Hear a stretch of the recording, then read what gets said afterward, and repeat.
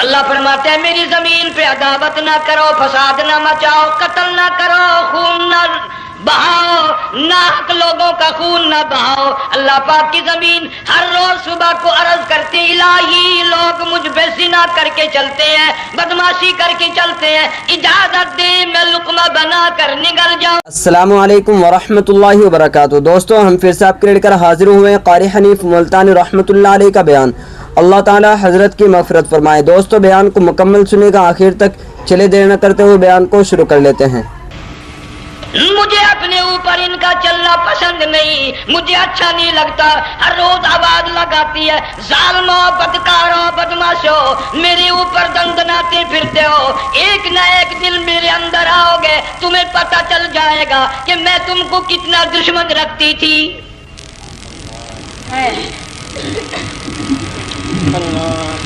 آج لوگ آزاد ہو گئے، جو کسی کی سمجھ میں آتا ہے وہی بکتا ہے، جو سمجھ میں آتا ہے وہی کرتا ہے، نہ کوئی راہ متعین رہی، نہ کوئی مسلک رہا، نہ کوئی بات رہی۔ جناب مدنی کریم صلی اللہ تعالی علیہ وسلم کا بڑا عظیم تر صحابی ہے، بہت بڑا جرنیل ہے، سیدنا معاذ بن جبل رضی اللہ تعالیٰ عنہ مدینے پاک میں بیمار ہے، آخری وقت ہے، دعا کرو اللہ ہم سب کو مدینے کی موت عطا فرمائے۔ بہت جلیل القدر صحابی ہے۔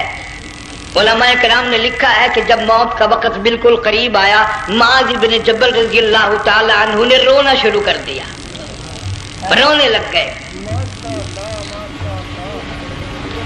علماء نے لکھا ہے اس وقت بھی مدینے پاک میں اب تک بھی یہ رواج ہے، جب کسی پہ نزع طاری ہو، سکرات طاری ہو، موت قریب ہو، جتنے پاس بیٹھے کھڑے ہوتے ہیں سارے اللہ کے قرآن کی تلاوت کرتے ہیں۔ صحابہ کرام آخری وقت میں قرآن مجید کی ہر وقت تلاوت کیا کرتے تھے، اس لیے حضور کریم صلی اللہ علیہ وسلم نے فرمایا قیامت کا دن ہوگا، اللہ پاک اعلان فرمائیں گے قرآن والے آگے آ جائیں۔ عرض کیا جائے گا قرآن والوں سے کون مراد ہے؟ حق تعالیٰ جل شانہ فرمائیں گے میں قرآن والا اس کو کہتا ہوں جو میرے قرآن سے عشق رکھتا تھا، پیار کرتا تھا، محبت کرتا تھا، اتنا پیار تھا، آخری وقت تھا، ادھر موت کا جھٹکا لگا، ادھر میرا بندہ قرآن پڑھ رہا تھا، آج بھی اپنی قبر سے اٹھا، میرا قرآن پڑھتا ہوا اٹھا، تم میدان حشر کا چکر لگاؤ، آج بھی ان کے منہ سے کستوری کی خوشبو آ رہی ہے۔ معاذ بن جبل رضی اللہ تعالیٰ عنہ قرآن مجید کی تلاوت فرماتے فرماتے رونے لگ گئے۔ کسی صحابی نے کہہ دیا موت سے ڈر کے رو رہے ہو، موت سے ڈر گئے؟ فرمایا نہیں۔ پھر کیوں روئے؟ صحابی کہتا میرے دل کی تمنا میرے دل میں رہی، میری آرزو پوری نہ ہو سکی، میری حسرت پوری نہ ہوئی، میرا ذوق پورا نہ ہوا، میرا شوق پورا نہ ہوا، میری تمنا تھی گرمی کا موسم ہو، رمضان کا مہینہ ہو، میں روزہ دار ہوں، جہاد فی سبیل اللہ ہو، کفر اسلام کا مقابلہ ہو، میں کئی کافروں کو قتل کر دیتا، پھر کافر بھی اکٹھے ہو کر مجھ پہ ٹوٹ پڑتے، میرا ناک کاٹ لیتے، میری زبان کاٹ لیتے، میں اللہ کی حضور میں جاتا، اللہ مجھ سے پوچھتا معاذ دنیا سے کیا لایا؟ میں عرض کرتا الہی بولوں کیسے، زبان بھی تیری نام پہ کٹا کے آیا ہوں، اور روزہ رکھ کر آیا ہوں، نیت یہ ہے کہ تیرے محبوب کے حوض کوثر کے پانی سے روزہ افطار کروں گا۔ ان اللہ والوں کی یہ موت تھی۔ مالک بن دینار رحمت اللہ علیہ ایک عجیب نوجوان کا واقعہ تحریر فرماتے ہیں، گرمی تھی، دوپہر تھی، سورج اپنی شباب پہ تھا، بڑی سخت گرمی تھی، میں نے ایک نوجوان کو دیکھا، وہ پیروں سے معذور ہے، دونوں پیر نہیں ہیں، ہاتھوں کے بل زمین پہ گھسٹ گھسٹ کے چل رہا ہے، اور گلے میں کرتا بھی نہیں، سامان کوئی نہیں، سواری کوئی نہیں، کھانے پینے کا انتظام کوئی نہیں۔ مالک بن دینار رحمت اللہ علیہ فرماتے ہیں میں نے اس نوجوان سے پوچھا کہ تو کہاں سے چلا اس حالت میں؟ کہنے لگا میں بلخ بخارے سے چلا ہوں۔ تجھے یوں ہی ہاتھوں کے بل گھسٹتے چلتے کتنا عرصہ گزر گیا؟ نوجوان کہنے لگا اللہ والے 7 برس ختم ہو کر 8واں لگ چکا ہے۔ اس حالت میں کہ جی ہاں اسی حالت میں تیرا کھانا پینا. جوان کہنے لگا والذی ہوا یطعمنی ویسقین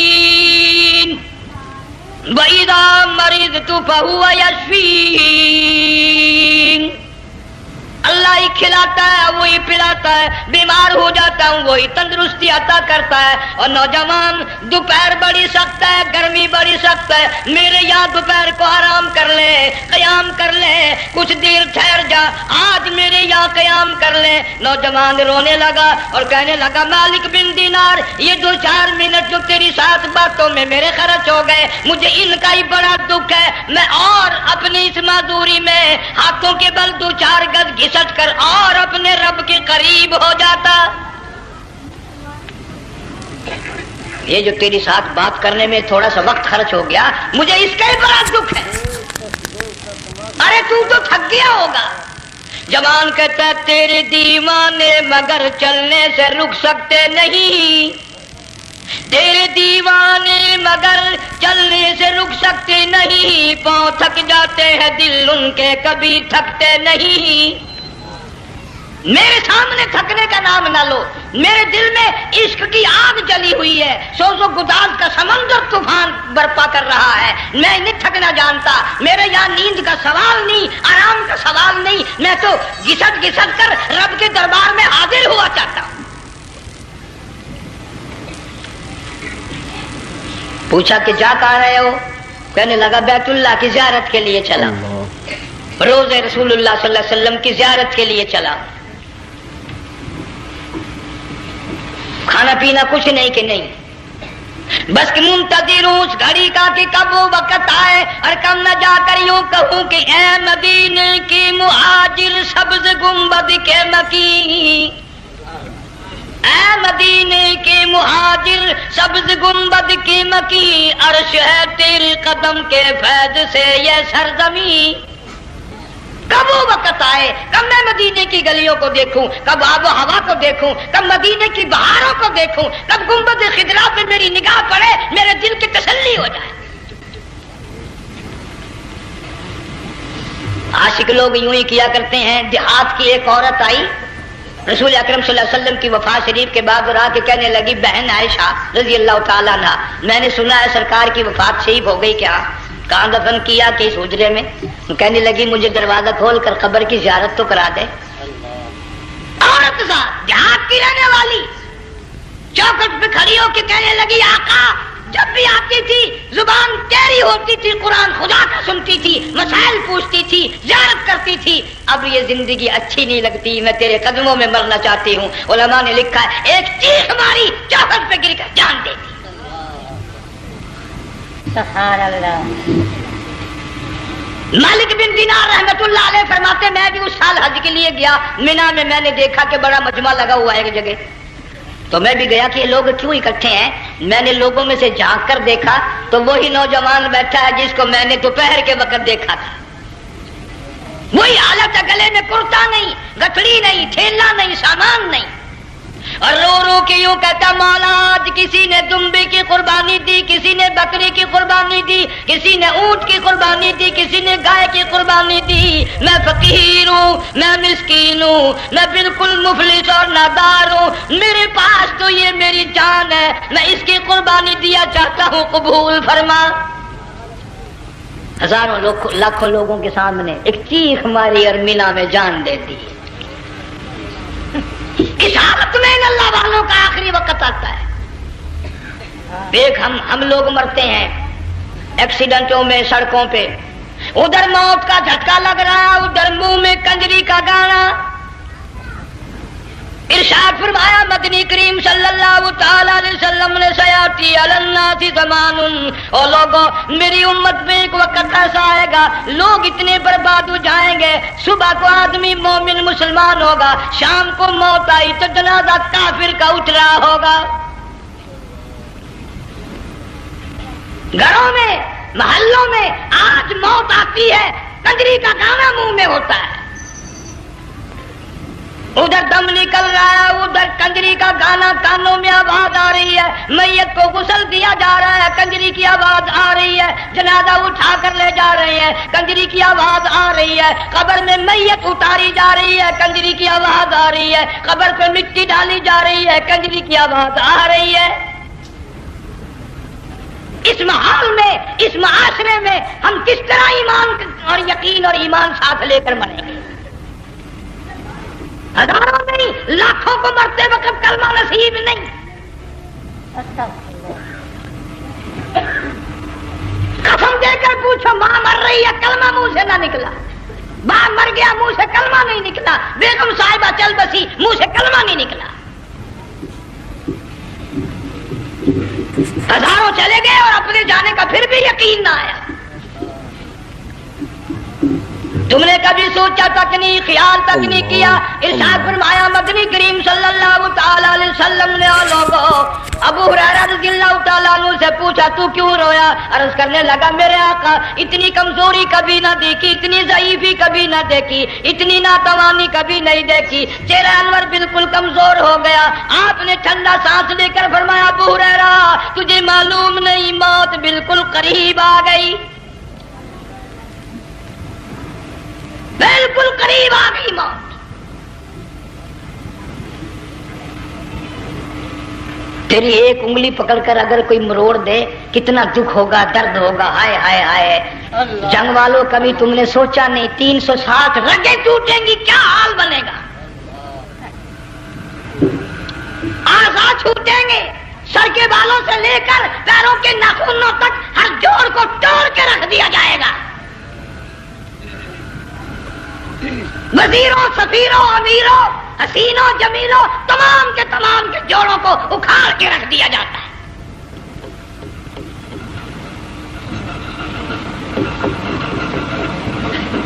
پروگرام تک نہیں مرد عورتوں کا کہ یہ دنیا کسی کی نہ بنی، قبر میں آخر جانا ہی جانا ہے۔ علماء کرام نے لکھا ہے کہ حضرت عیسیٰ علیہ السلام کے پاس لوگ آئے اور کہنے لگے نئی نئی قبروں سے مردے زندہ کر کے دکھاتے ہو، آؤ ہم ایک پرانی قبر پہ لے کے چلتے ہیں، مردہ زندہ کر کے دکھاؤ۔ عیسیٰ علیہ السلام تشریف لے گئے، فرمایا قم باذن اللہ، ایک نوجوان زندہ ہو کر قبر سے نکل کر سامنے آ کر کھڑا ہو گیا۔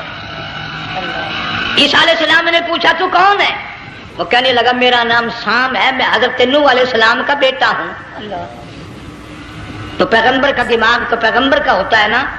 فرمایا تجھے تو بڑا عرصہ قبر میں گزر گیا، کتنے ہزار سال قبر میں گزر گئے؟ کہ جی ہاں۔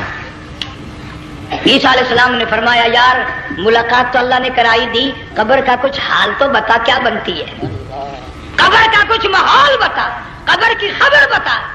علماء کرام نے لکھا وہ نوجوان رونے لگا اور کہنے لگا عیسیٰ علیہ السلام تو قبر کی خبر پوچھتا ہے، قبر کا حال پوچھتا ہے، قبر کا ماحول پوچھتا ہے، قبر کا معاملہ مجھ سے پوچھتے ہو، آپ مجھ سے پہلے یہ کیوں نہیں پوچھتے کہ موت کا جھٹکا کتنا شدید ہے؟ نوجوان رو کے کہنے لگا عیسیٰ علیہ السلام کتنے ہزار سال میری موت کو گزر گئے، پر مالک کائنات کی قسم آج تک میرا منہ کڑوا ہے۔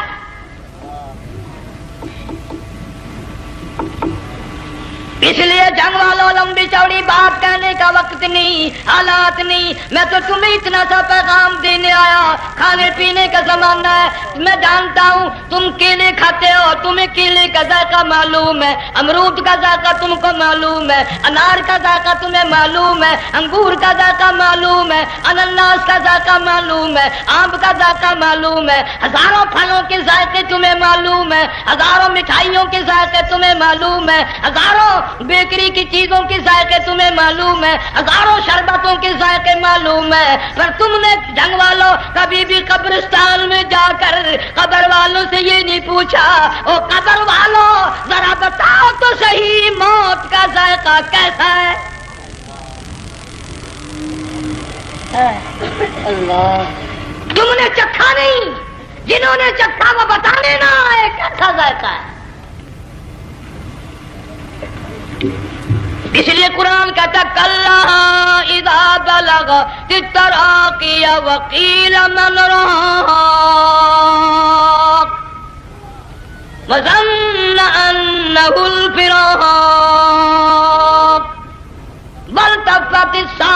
بالساق إلى ربك يومئذ المساق. بادشاہ ہو، امیر ہو، وزیر ہو، فقیر ہو، غریب ہو، رگیں ٹوٹیں گی، موت آئے گی، اور جس کی آئی تمہیں معلوم نہیں کس طرح آئی، کس حال میں آئی. جن کے دلوں میں ان باتوں کا خیال آیا، خدا کی قسم صحابہ کرام میں سے اتنے رویا کرتے تھے آنکھیں ختم ہو گئی. جناب فاروق اعظم رضی اللہ تعالیٰ عنہ کو کسی نے دیکھا رو رہے ہیں، بے تحاشا رو رہے ہیں. پوچھ لیا بڑا بہادر پہلوان فاروق تجھے کیا ہوا، اتنا کیوں رویا؟ فرمانے لگے تمہیں معلوم نہیں قبر کا اندھیرا یاد آ گیا.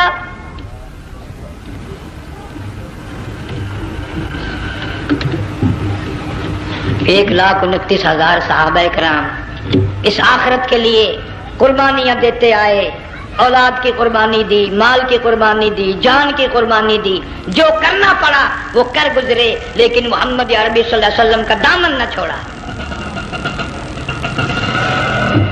اسی لیے ہر سال اللہ پاک جل شانہ نے اس امت کو یہ موقع دیا کہ سنت خلیل پہ عمل کرتے کرتے قربانیوں کی یاد تازہ ہو جائے، قربانیوں کی یاد تازہ ہو جائے. قرآن کریم میں جا بجا ابراہیم علیہ السلام کا اللہ پاک نے ذکر خیر فرمایا، یوں فرمایا ہم نے ان کے بڑے امتحان کیے، بڑی آزمائش کی، وہ ساروں میں کامیاب ہوئے.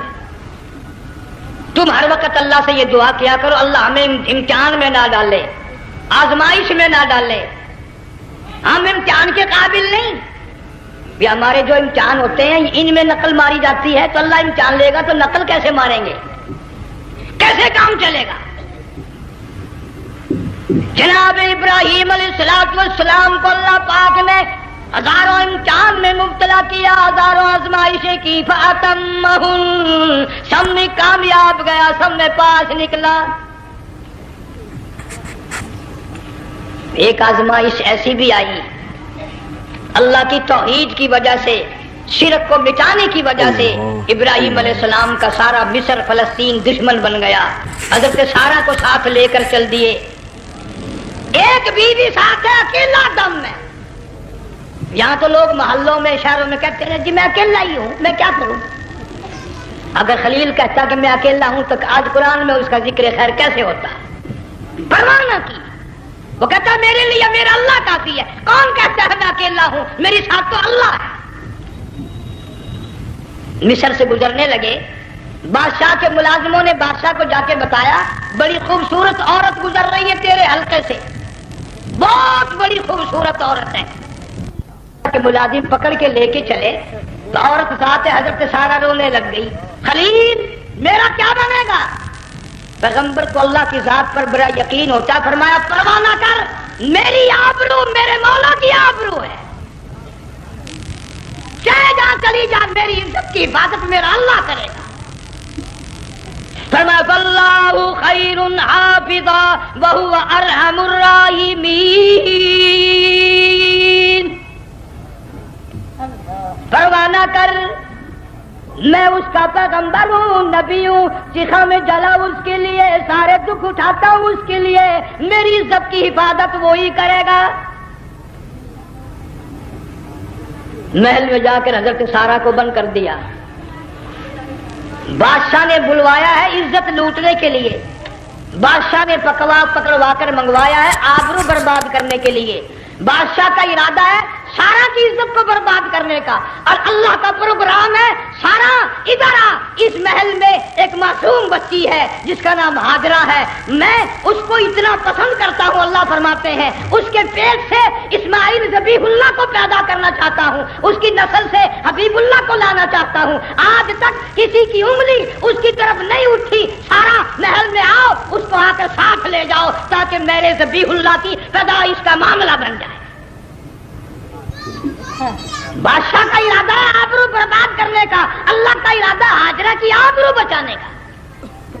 فرمایا وَيَمْكُرُونَ وَيَمْكُرُ اللَّهُ وَاللَّهُ خَيْرُ الْمَاكِرِينَ.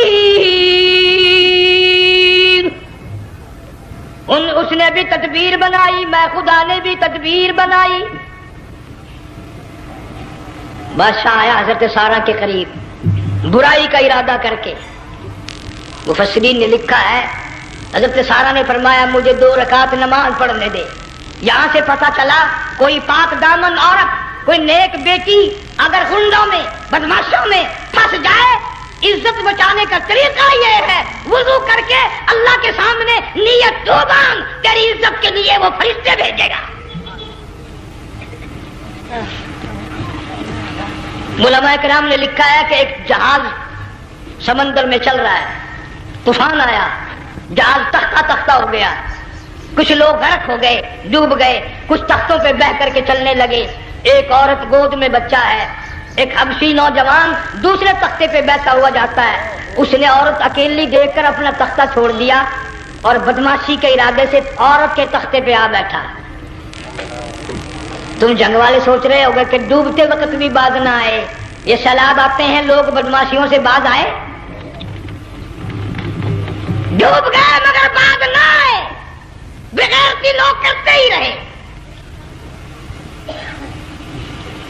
علماء کرام نے لکھا حبشی نوجوان نے عورت کا بچہ چھینا سمندر میں پھینک دیا. عورت روئی اور کہنے لگی میرے اللہ بیٹھی رہتی ہوں، عزت جاتی ہے، حرکت کرتی ہوں، ڈوب جاؤں گی. میں نے سنا ہے سمندر کی گہرائیوں سے تو نے یونس علیہ السلام کی سنی تھی، میں تو پانی کے اوپر بہ رہی ہوں. مولا میری آبرو بچا، میرا ایمان بچا، میری عزت بچا، تیرے سوا میری سننے والا کوئی نہیں. لا الہ الا انت سبحانک انی کنت من الظالمین.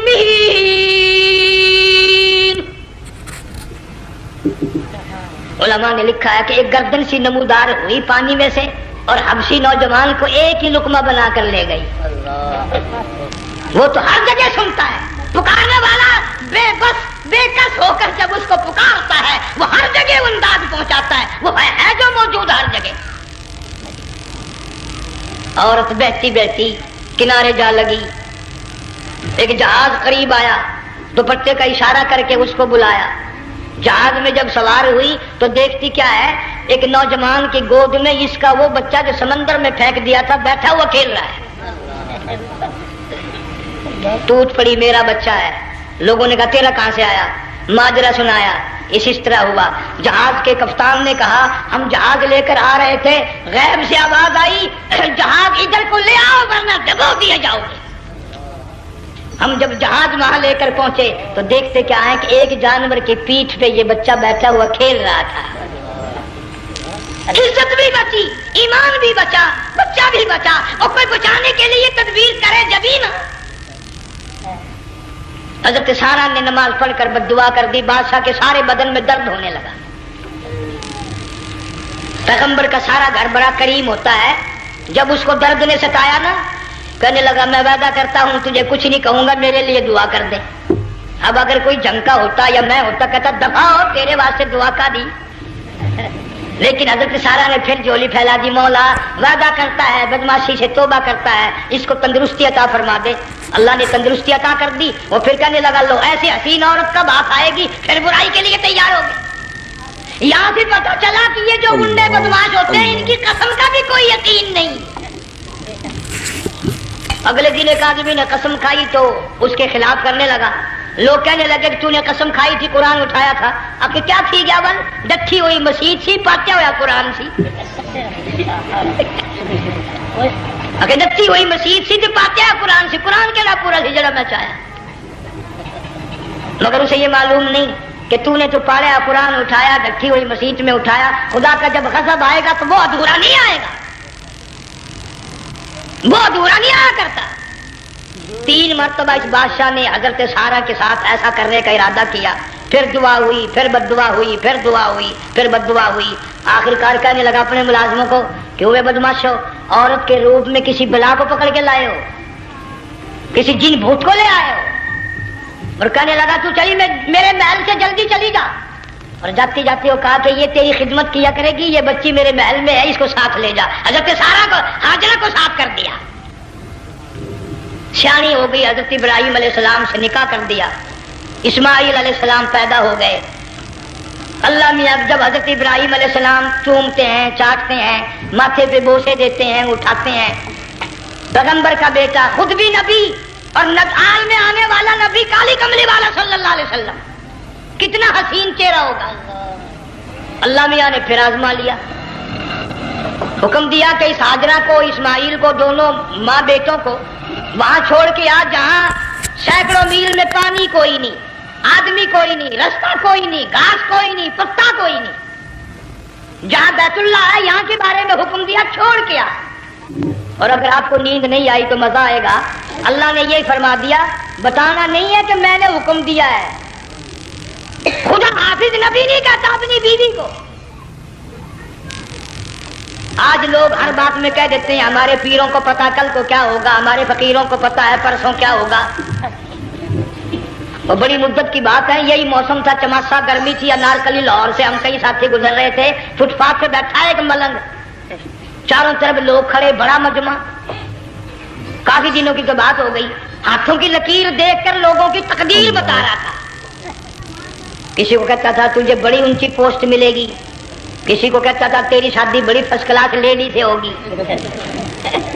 وہ بابو تو کوڈا ہی ہو جاتا تھا، لیڈیوں پہ بڑے مرائے یہ لیڈے، کوئی کام نہیں، رات دن بس لیڈیوں کے پیچھے ہی پھرنا ہے۔ اللہ، میں نے اپنے ساتھیوں سے کہا، میں نے کہا میں بھی تقدیر پوچھتا ہوں اپنی۔ کہنے لگے شرارت ہو جائے گی، میں نے کہا ساری دنیا پر ہاتھ دکھا رہی ہے، کوئی شرارت نہیں، میرے ہاتھ میں شرارت ہے۔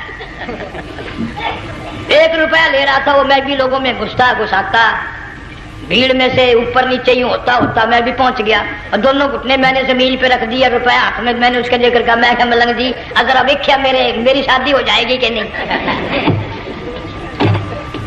اب اس نے دیکھ کے میری طرف کہنے لگا، اس نے سوچا کہ یہاں اچھے بھلے کو نہیں ملتی پاکستان میں، اسے کون دے گا؟ اچھی طرح میرا ہاتھ دیکھا بھی نہیں، جھٹک کے کہنے لگا نہیں تیری شادی نہیں ہونی ہے۔ میں کیا کھوتے تیرے باپ کے 8 بچے کھیل رہے ہیں۔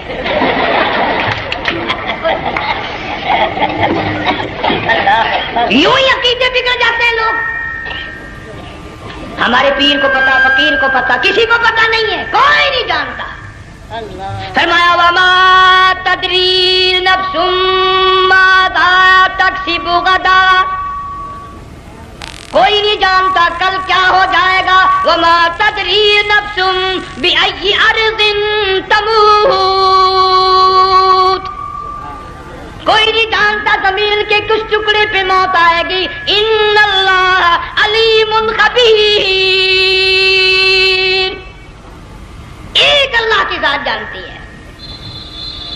حضرت ہاجرہ اسماعیل علیہ السلام کو چھوڑ کر چل دیے، نہ خدا حافظ کہا، نہ کوئی تسلی دی، تھوڑی سی کھجوریں، تھوڑا سا پانی، ختم ہو گیا۔ ابراہیم علیہ السلام جب دور نکل گئے تو حضرت ہاجرہ نے دیکھا یہ تو چلے گئے، کھڑی ہو کر آواز دی، اے میرے ابراہیم۔ مڑ کر نہیں دیکھتے۔ جنگ والوں، اللہ کا پیغمبر اللہ کی اجازت کے بغیر اپنی بیوی کی طرف نہیں دیکھتا، گھر والی کی طرف نظر اٹھا کر نہیں دیکھتا۔ ایک تم ہو، چٹی داڑھی، بڑھیپا، کالے برقعے والی نظر آ جائے نا، آگے بھاگ کر بڑے نہیں آتے ہیں، کہاں جانا چاہتی ہیں آپ؟ تیری ماں لگتی ہے آپ چلی جائے، تو یہ کیا ہوا؟ یہ کالے برقعے پہ مرتے مرتے مرتے مرتے مر ہی گئے۔ ایسا عجیب تماشا۔ وہ لاہور پلیٹ فارم پر پھر رہی تھی نا ایک لیڈی برقع اوڑے، آ گیا ایک لیڈا، کہنے لگا سیب والا پلاؤ، نگر لے آئے، نے کہا واہ کام بن گیا، اس سے وہ نپ لے آیا۔ تھوڑی دیر کے بعد کہنے لگا میرے خیال میں پھینٹا بھی ہو جائے، نگر لے آئے، نے کہا سبحان اللہ پکا کام ہو گیا۔ اسے منت بھی پی لی، پھینٹا بھی ڈکار گئی۔ تھوڑی سی دیر کے بعد کہنے لگا سیب لے آؤ، وہ لے ہی آیا سیب، کیا آپ کے لیے میں سیب لایا ہوں آپ کھائیں؟ کہنے لگی نہیں آپ کھائیں۔ اس نے سوچا ہو میری بھی محبت ہو گئی ہے، سیب کھانے کے لیے مجھے بھی کہہ رہی ہے۔ جب اس نے اصرار کیا نا کہ میں تو تیرے لیے لایا ہوں، کھا تو صحیح، کہنے لگی کیسے کھاؤں، میرے منہ میں دانت ہی نہیں ہے۔ اب پتا چلا اسے کہ صبح سے میں تو پرانے پپی کے پیچھے چل رہا تھا۔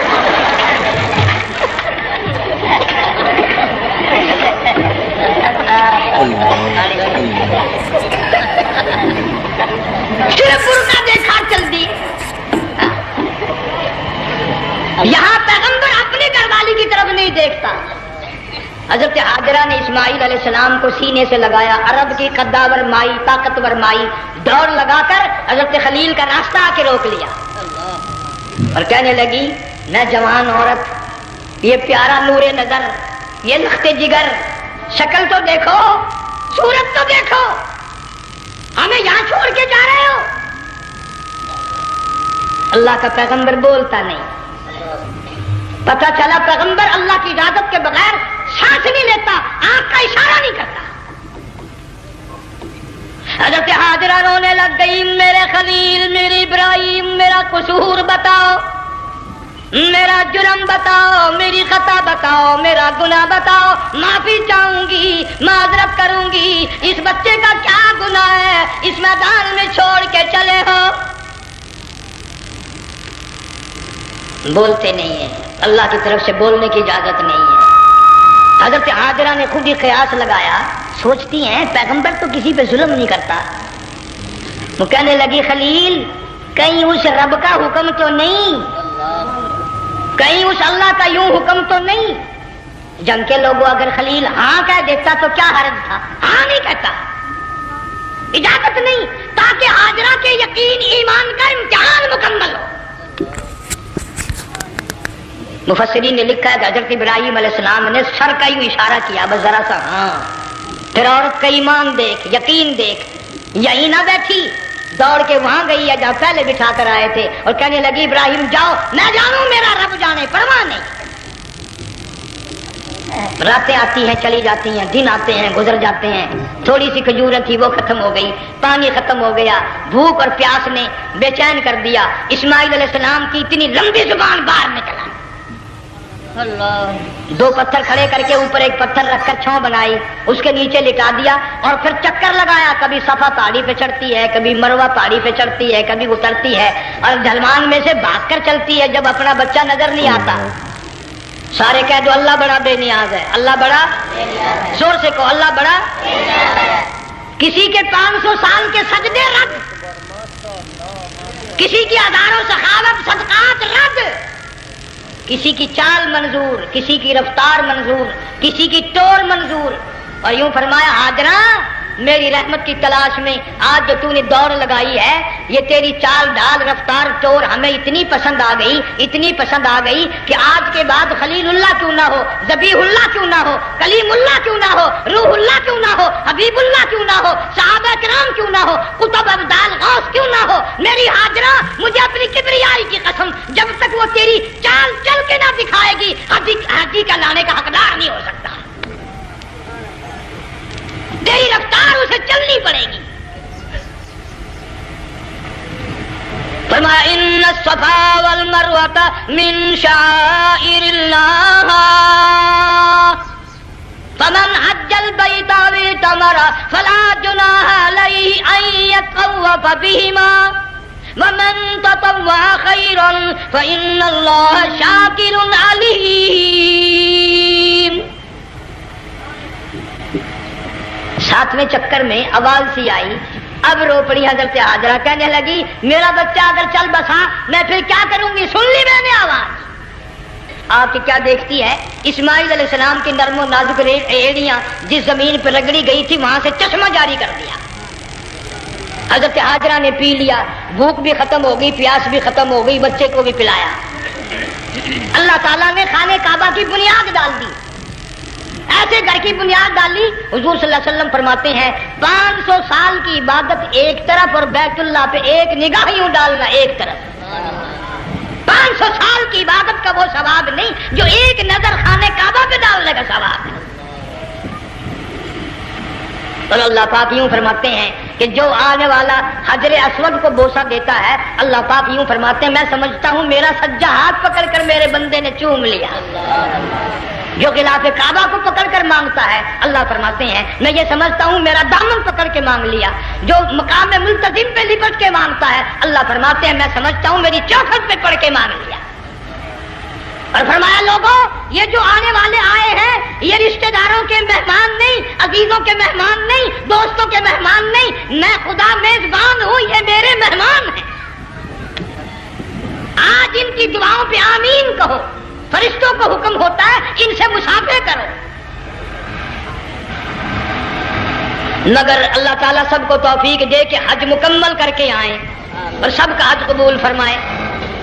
میرے علاقے میں کئی سالوں کی بات ہے پرانی, جب کوئی حاجی تھا, ایک آدمی حج کر کے آیا.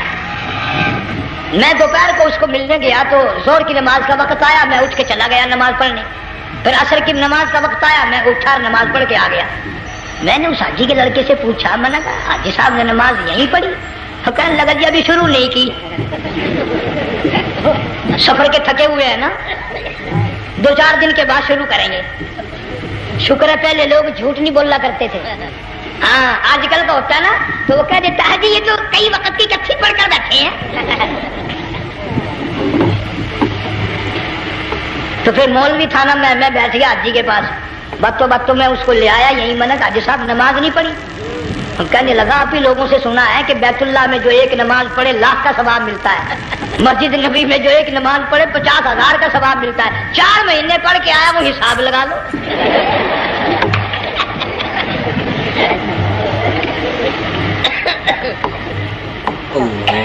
مسائل سیکھتے نہیں, ارکان اور آداب بیت اللہ کے سیکھتے نہیں. ڈی سی کے دفتر میں اگر جانا ہو کئیوں سے پوچھے کیسا جاؤں, کس طرح درخواست دوں, کیسے کہوں, کیسے کھڑا ہوں, کیسے بیٹھوں, کیا عرض کروں. اور اللہ کے دربار میں ہم جاتے ہیں اور سیکھ کرنے جاتے ہیں. یہ خوف نہیں کہ اگر بے ادبی ہوگی تو مارا جاؤں گا. اللہ تبارک و تعالیٰ جل شانہ نے اسماعیل علیہ السلام کی نرم و نازک ایڑیوں سے بنیاد ڈال کر خانہ کعبہ کی اللہ نے ہمیں یہ کعبہ دیا. گناہوں کی معافی مانگنے کے لیے وہاں جاؤ, اللہ تبارک و تعالیٰ کے دربار میں حاضر ہو کر مانگنے کے لیے یہاں جاؤ. ارشاد فرمایا مدنی کریم صلی اللہ تعالی علیہ وسلم نے جو آدمی صحیح ارکان حج کے ادا کر کے واپس جاتا ہے اس طرح واپس آتا ہے گویا آدھی ماں کے پیٹ سے پیدا ہوا. پہلے لوگ یوں ہی حج کیا کرتے تھے, یوں ہی قربانیاں کرتے تھے. اب تو ہر چیز کی لوگ آسانی تلاش کرتے ہیں. پچھلے بقرعید کے موقع پر ہمارے مسجد میں ایک آدمی مجھے کہنے لگا اگر کوئی غریب آدمی مرغی کی قربانی دے دے تو لگ جائے گی؟ میں نے کہا تو مکھی مار دے انشاءاللہ وہی لگ جائے گی. سارے کام ٹیڑھی ہو گئے, نیچے نیچے نیچے نیچے کو چلے آ رہے. آج کل وہ ٹیڑھی بکرے بکری آئے ہوئے ہیں نا, کہیں تو قربانی کے لیے یا کندھے کو اٹھا کر لاوے. اب بتاؤ یہ گوشت بنتے گا یا کھاوے گا یا فریج میں رکھے گا, کیا کرے گا؟ بالکل کام بگڑ گیا. حضور صلی اللہ علیہ وسلم نے فرمایا قربانی کا جانور اچھا تلاش کر کے لاؤ, اس کے بدن پہ جتنے بال ہوتے ہیں اتنی نیکیاں لکھی جاتی ہیں. اور میرا موضوع نہیں, حضور صلی اللہ علیہ وسلم نے فرمایا کہ میں نے اللہ سے دعا کی تھی میری امت کا کیا بنے گا. پل صراط پہ سے گزرتے وقت اللہ تعالیٰ نے میری دعا کو قبول فرما کر یوں فرما دیا کہ تیری امت جو قربانی میں جانور ذبح کرے گی میں خدا پل صراط کے کنارے پر زندہ کر کے ان سب جانوروں کو سواریاں بنا کر پیش کر دوں گا. اس لیے بقرعید بالکل قریب آ گئی. ہر دین ایمان اسلام کے لیے قربانی کے لیے تیار رہو. زیادہ سے زیادہ مجھے آج کل فکر لگا ہوا ہے کہ اپنے گھروں کو میں نماز کا اہتمام کرو.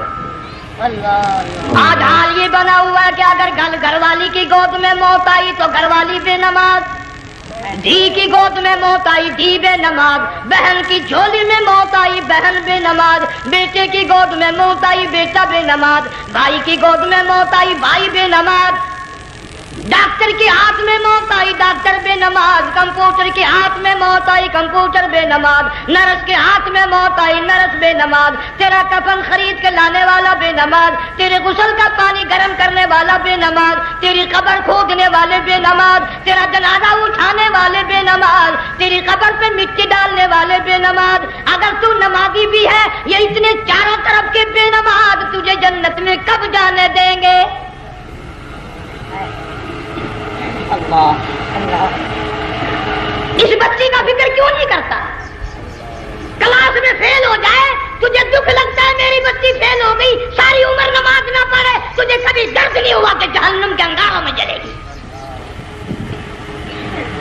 بیوی ایک دن تیرا کہنا نہ مانے آگ لگ جاتی ہے، ساری عمر نماز نہ پڑھے بے ایمان تجھے کبھی آگ نہیں لگی۔ اس گھر سے تیرا جنازہ نکلے گا، اس گھر سے تیری میت اٹھے گی جس گھر میں تو نے سارے بے نماز پیدا کر رکھے ہیں، سارے بے نماز اکٹھے کر رکھے ہیں، کس طرح ایمان کلمہ ساتھ لے کر جائے گا؟ اس لیے اپنے ماحول میں، اپنے گھر میں بچیوں کو، بہنوں کو پیار سے، محبت سے، بڑے عقیدت سے ان کو نمازی بنا، تاکہ مرنے کے بعد جب تیرا جو بیٹی بہن منہ دیکھنے آئے تو نمازی تو تیرا منہ دیکھنے آئے، تیرا منہ دیکھنے بھی سارے بے نمازی آئے، تجھے کیا فائدہ ہوگا؟ اللہ سبحانہ وتعالی ہم سب کو ہمارے گھر کے ماحول کو نمازی بنائے۔ مفتی صاحب اس دنیا فانی سے رخصت ہو گئے، تشریف لے گئے، جن سارا بے بارسا ہو گیا۔ مفتی صاحب ہی کا مدرسہ ہے، یہ مفتی صاحب ہی کے بچے ہیں، ان بچوں کی سرپرستی کرو، ان کا اکرام کرو، ان کی عزت کرو، جامعہ حلیمیہ کی خدمت کرو۔ بقرہ عید کا موقع آ رہا ہے، وہ تو نہ جانے کس طریقے سے اپنا کام چلاتے تھے، ہزاروں لوگوں سے ان کے تعلقات تھے، یہ بچے ہیں، نیا کام ہے۔ اللہ سبحانہ و تعالی ہر خدمت گزار کو دو جہان میں سرخ روئی عطا فرمائے۔ بڑی اچھی اچھی کیسٹیں آپ کو یہاں سامنے سے ملیں گی اپنے گھر کا ماحول بنانے کے لیے۔ پیغمبر کی دعا سے پہلے نہ اٹھا کرو بھائی، ہائے ہائے، کوئی دنیا کا دین کا جس کو کوئی اللہ سے حاجت ہو بیٹھ جائے ایک منٹ کے لیے، درود شریف پڑھ کے دعا مانگو، اللہم صلی وسلم وبارک علی سیدنا و مولانا محمد وعلی آل سیدنا و مولانا محمد مبارک وسلم۔ یا اللہ قبلہ مفتی صاحب رحمہ اللہ کی قبر کو جنت کا باغ بنا، اللہ تعالیٰ ان کے گھر والوں کو صبر جمیل کی توفیق عطا فرما، اللہ پاک ان کی آل اولاد کو مفتی صاحب کا جانشین صحیح معنوں میں جانشین بنا، اس مدرسے کو آباد فرما، اللہ تعالیٰ سارے جنگ کی سرپرستی فرما، سارے شہر کو آباد فرما، ہر شر سے ہر فتنے سے سب کی حفاظت فرما۔ یا اللہ ہم سب کو سچا مسلمان پکا دیندار بنا، ہمیں اور ہماری اولاد کو نیک اور نمازی بنا۔ یا اللہ ہمارے گھروں کو نماز اور قرآن سے آباد فرما، کلمے اور ایمان والی موت عطا فرما۔ صوفی مولانا محمد یار صاحب رحمہ اللہ کی قبر کو جنت کا باغ بنا۔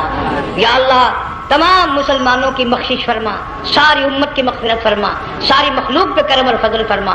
یا اللہ سارے پاکستان کی حفاظت فرما، پاکستان کے داخلی خارجی دشمنوں کو ذلیل و خوار کر دے۔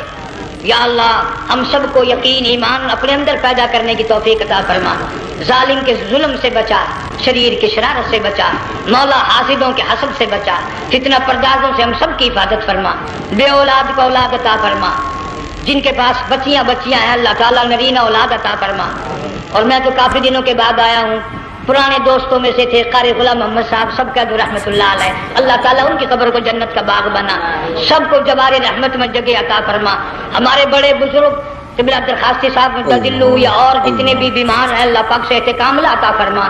مجھے بھی پیر غلام حبیب صاحب اللہ تعالیٰ ان کو بھی صحت کاملہ عطا فرما، اور میں گناہ گار بھی اب تو سارا سال گزر گیا، اکثر بیماری رہتا ہوں، اللہ تعالیٰ صحت کاملہ عطا فرما، موت آئے تو کلمے اور ایمان والی موت عطا فرما۔